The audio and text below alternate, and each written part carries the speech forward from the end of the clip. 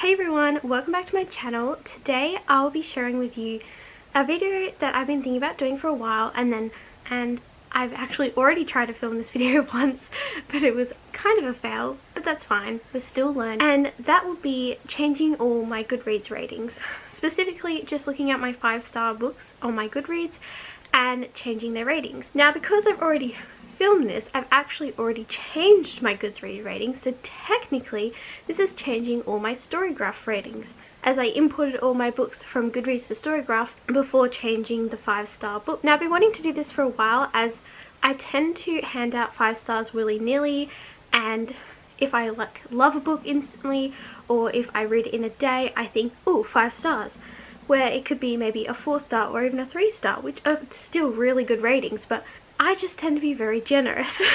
And I thought, because I'm starting a booktube channel now and I'll be sharing my thoughts with more people, I want to be a bit more critical with my reading and also my ratings. So while I was on Twitter the other day, I saw Shut Up with Sheila post a new blog post all about a September spring cleaning for your books.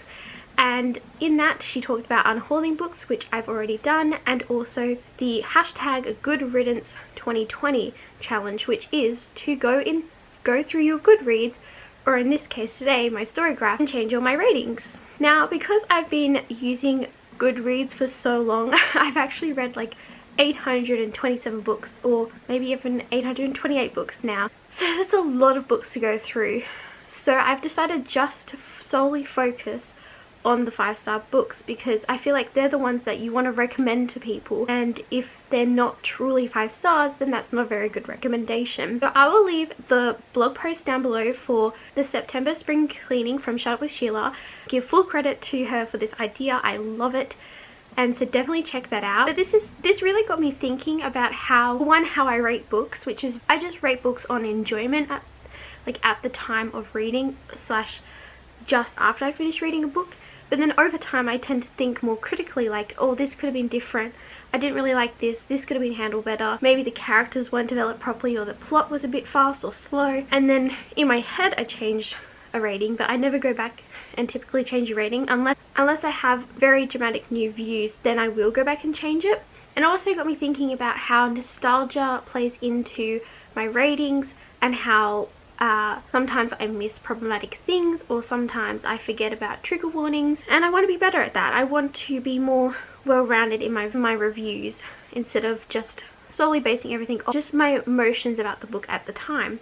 So let's just jump right into it with a nice rainy background noise. I hope you can hear because it's beautiful, and let's see if I still agree with my rating. Okay, so I've just jumped straight onto Storygraph. I am really starting to enjoy it. I'm still kind of addicted to Goodreads. I think it will take me a long time to fully transition over to the Storygraph, but I love how I'm really listening to feedback and changing things. Like just today they announced that they have content warnings for every book, which I think is super exciting. It's definitely what we need, and I just love it. So I'm definitely trying to swap over full time to using the Storygraph to track my reading, and let's just get into it. So I have 275 books that I've rated 5 stars. So this might take a little bit, but I'm going to try and be a bit ruthless, as I do know there are some books that I can completely agree, like, yes, that's a 5-star book, and if I'm a bit wishy-washy I might change it to a 4 or 3-star, which, like I said, still amazing ratings, just maybe not a 5-star for me. So the first book on this list is The Stormglass by Maria V. Snyder. Now this is actually one of my all-time favorite series, specifically this Glass series by Maria V. Snyder. I absolutely adore it. I cannot stress enough how many times I've reread this series.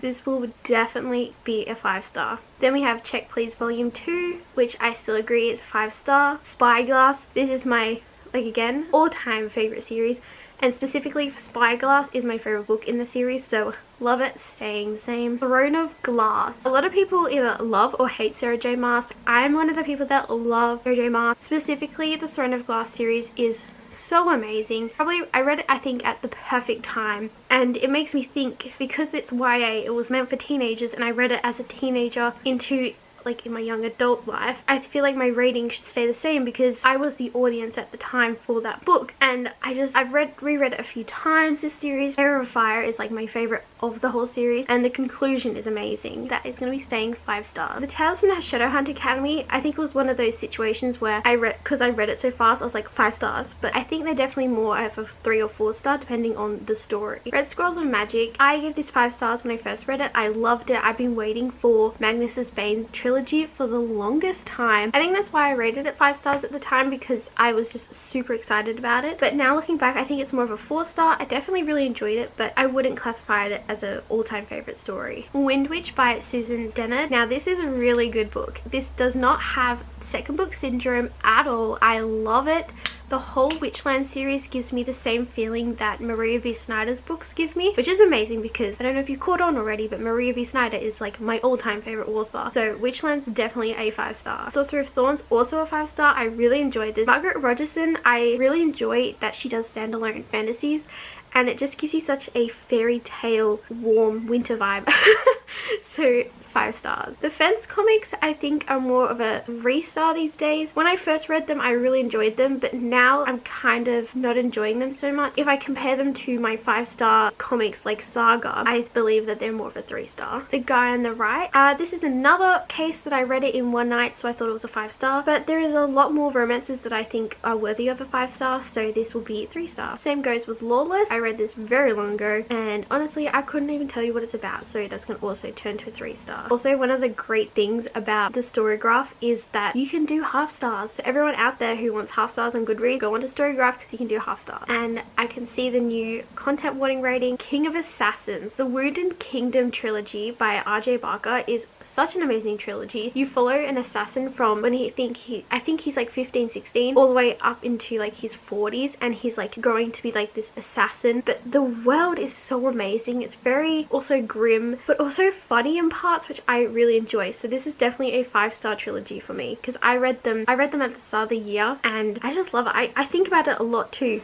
which is always a good indication to say yes, that's a 5 star book. Anything to do with Poison Study, 5 stars. So I Study, 5 stars. Test Drive, I'm not sure. I can't really remember reading Test Drive, so I think it's more of a 3 star now. Well Met, I really enjoyed this when I read it. There was something that really annoyed me in this story, but for some reason I still gave it 5 stars. So I think this is definitely more of a 4, even a 3.5. Because it's gonna take me so long to go through like 200 plus books, I'm gonna speed through some, but also bring out some actual 5 star favorites.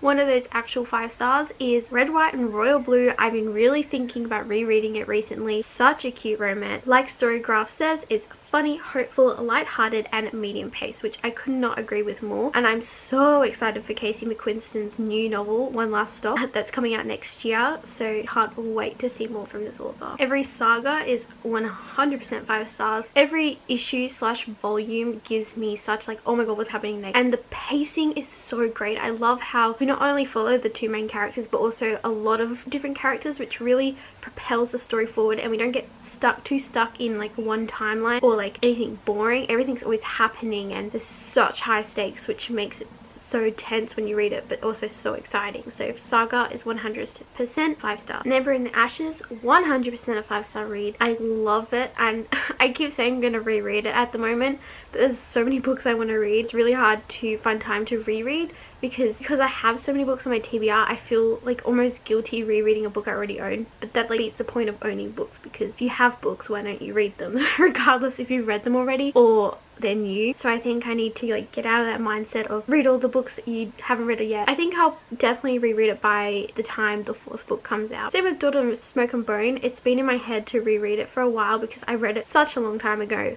I still think about some of the things that happened in that story, so definitely a 5 star.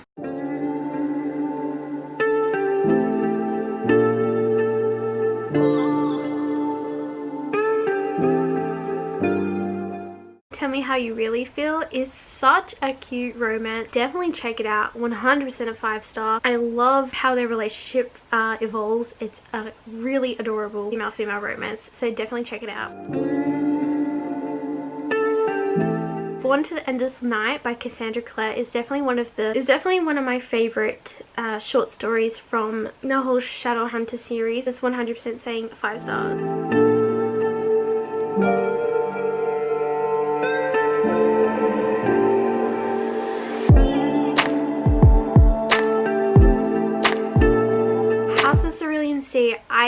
have gushed about this so much, I feel like, in the past few months. And it's such an adorable, gushy read. I highly recommend anyone read it if you're interested in found family and just making the ordinary extraordinary. It's such a heartwarming story. I couldn't recommend it enough.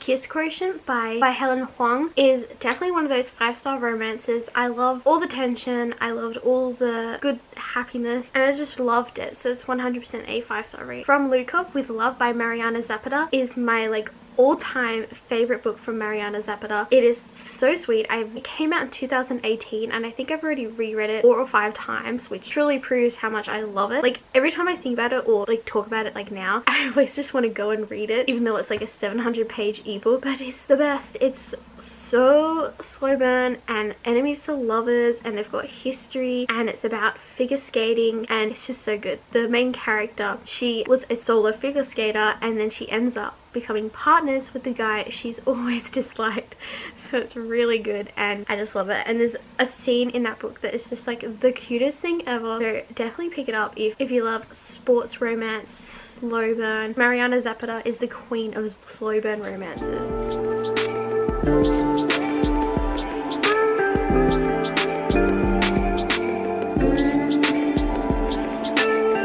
Recursion by Blake Crouch was definitely a book that suffered from me reading it and rating it straight away, because thinking back to it, I did get frustrated from some things, and even though I really did enjoy it, I could have easily given it 4 stars and still been happy with that rating.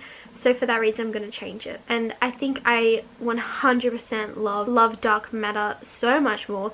Dark Matter, I still think about that book, what a mind trip. If you haven't read Dark Matter and you love weird sci-fi / thriller feeling, pick it up.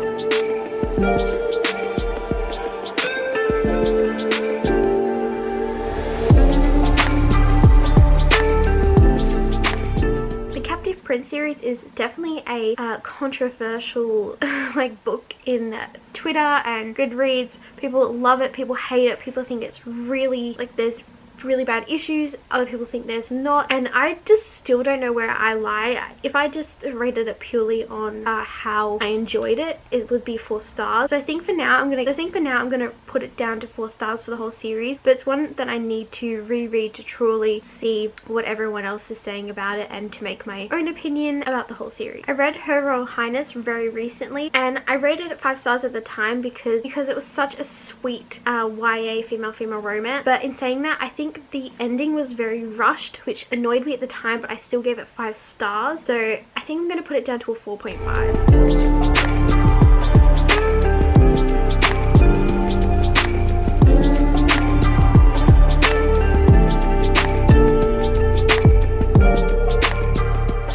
Enjoying the 0.5 ratings and even 0.75 ratings. It definitely can make me hone in my 5-star rating without me feeling like I'm chipping a book.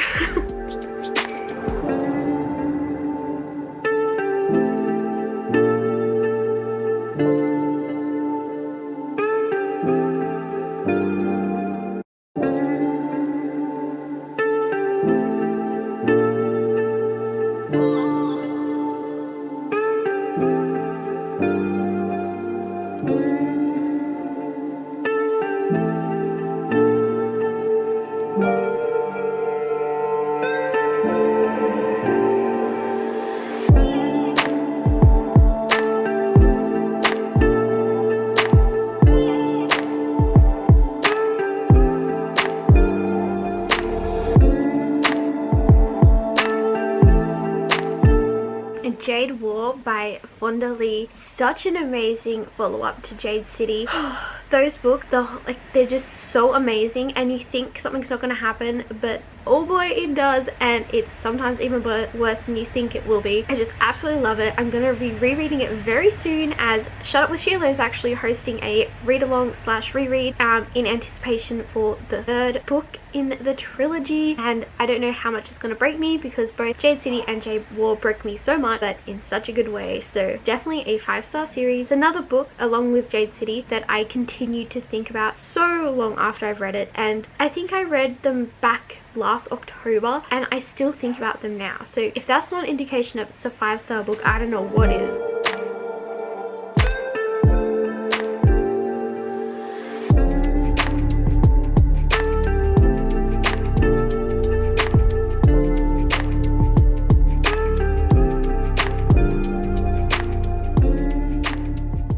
The Ruin of Kings is one of my favorite books of last year. Still 100% a 5-star. I've never felt more confused yet picking up the pieces by a book before. I just love it, and I usually hate footnotes in books, but these footnotes made so much sense and they work so well with the story, because it's someone recounting the tale of what's actually already happened, and you go through 2 different timelines plus having the timeline of the present with the person who's transcribing what's happened. So it's really intricate and detailed, and I love it so much. And there's so many things you find out and so many mysteries to solve. Your brain is like pinging the whole time trying to figure everything out. So I absolutely adore it. I'm definitely ready to read the next book, as I had to have a little bit of break because I was so like, oh my god.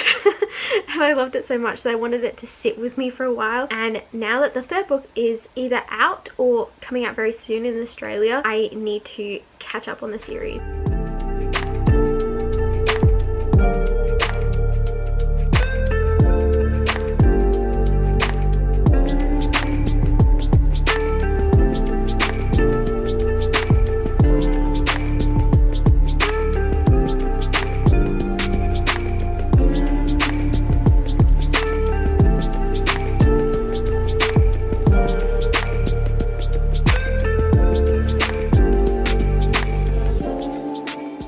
Dumpling is one of those books that I saw myself for the first time in a story. It really hit me in such a deep, profound way that like I cried, not even over a sad scene, I just cried because it's like, oh my god, that's me. It just gives me such like warm feelings when I think about it. So for me, Dumpling is purely a 5-star, just 100% because of how it made me feel and how it made me feel represented.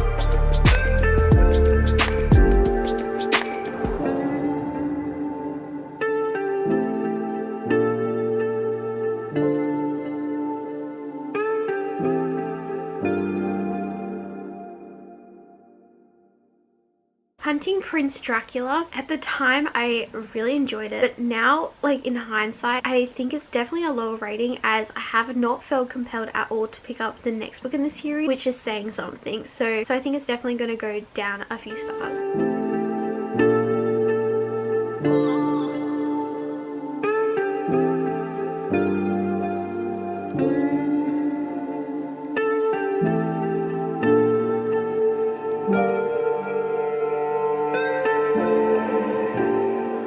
Court of Mist and Fury is probably the only 5-star book I think is out of the whole ACOTAR series, as I've seen some people say it's the best standalone, which I kind of agree. When I read ACOTAR, and at the start I really enjoyed it, and then like A Court of Mist and Fury really elevated the story. In hindsight you think, oh, ACOTAR's not as good, and ACO War, it took me so long to read that. It's not a 5-star. It just frustrated me, and I think it was too dragged out. A Court of Mist and Fury can stay 5 stars, the rest of the series can be lowered.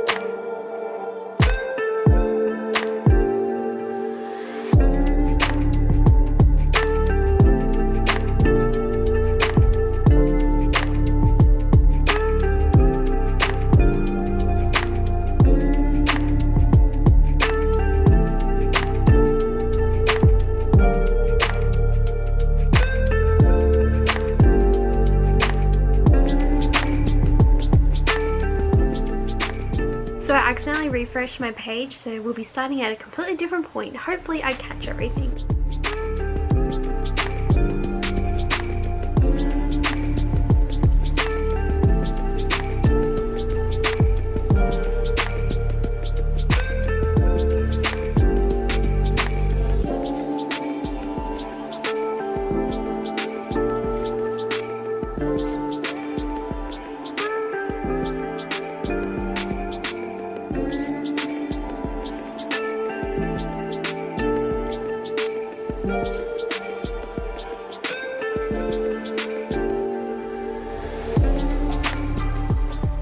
One thing I'm noticing as I'm going through my ratings is that I rate romances super high. I must just go, yeah, it was good, 5 stars. Which is definitely not a good way to rate books.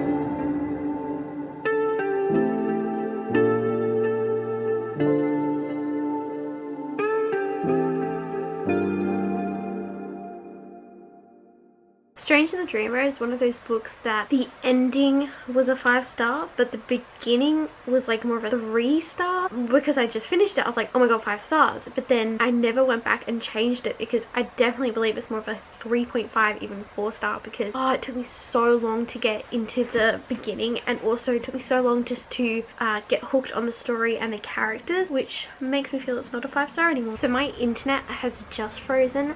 So what I'm going to do is quickly pop off camera and come back to you with final results to see how many 5 stars I have. So can I go from 200 plus to under 200 books? Okay, so I'm back. So looking at my final stats, I have gone from 200 plus books down to 167 5-star books, which is so amazing. It's definitely a process. I could most likely cut down on those 5 stars again more, but I can't go from a chronic 5-star straight to a very critical reviewer. It's something I'm going to have to learn to become a better book reviewer, but I'm really happy with the result. And on the graph, on Storygraph, my 5-star books are not higher than everything else, which is a great improvement, because I feel like you should have, well, in my mind, I feel like you should have more 4 3-star books than 5-star books.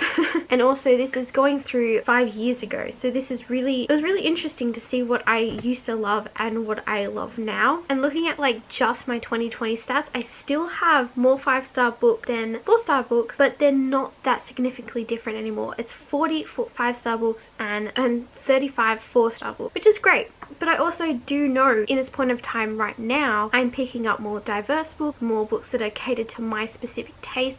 I know myself more, so I know what I will like and dislike. Enjoying all these new stories recently, I've really found that I can't find flaws. Once again, that's not to say there isn't any flaws, because I still need to learn to develop my critical reading. But I like to read for fun and enjoyment, and there's some great discussions out there on BookTube about how you can manage critical reading and also reading for enjoyment, being a better all-rounded reviewer overall. So thank you so much for coming on this little journey with me. Once again, big shout out with Shut Up for Sheila for creating this good reader tag, inspiring me to really cut out the 5-star books that aren't really 5-star books. So I hope you all enjoyed this video. Leave in the comments down below if you're also a chronic 5-starer, and I'll see you all later, and I better get back to reading. Bye!